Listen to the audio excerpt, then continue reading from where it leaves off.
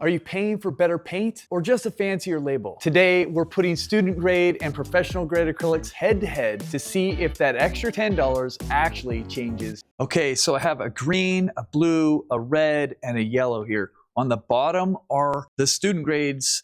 On the top, it's the professional grade. So student, professional, all the way. Let's see what student grade, this is phthalo green, student grade phthalo green looks like. We'll put it over the white and we'll drag it across the black as well.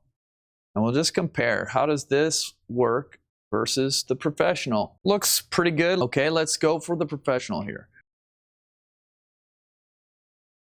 Also, very similar, honestly, not that much difference. And of course, going over the dark with a dark, you don't see much of a difference.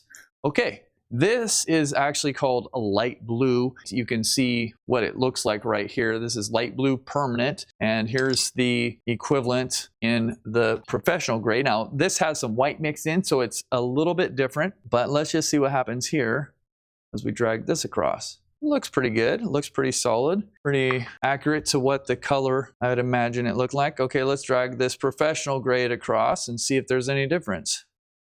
Well, it looks pretty much the same. I mean, not a whole lot of difference there, in my opinion. Okay, let's do the red. Now, this is a cadmium red light. Oh, okay, wow. Now, that one didn't cover over the black nearly like these ones appeared to down here. Let's see what the professional cadmium red light does. Okay. So we're starting to see a difference here, aren't we? Okay, now this is a cadmium yellow light. This is the cadmium yellow light hue. This is the professional cadmium yellow light. Let's see what this one does. The student grade paint first. Drag it all the way across. And let's see what the professional grade paint does. It seems like the professional grade paint is substantially more opaque as it covers the black line. You can't really tell out here so much, but over the dark, it really makes a difference. And that is the main difference that I've found over the years, guys. What I found is that earth colors, like this burnt umber in a student grade paint, totally fine. Light colors, you're starting to get into a little bit more of a tricky situation. Pure colors like your yellows and your oranges and your reds, that's where I draw the line.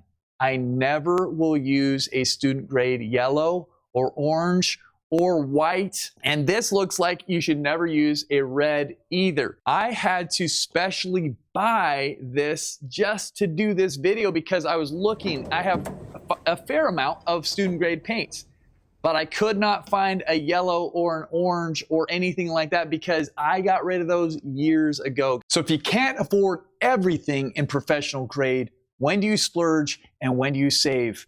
You splurge on your whites, your yellows, your oranges, and your reds. And everything else, you can keep buying the cheaper paint. If you're ready to take your next creative step in art, come to braveartist.com and I would love to help you in your creative journey. Guys, remember this, you are loved, you are believed in. Go make the world a more beautiful place.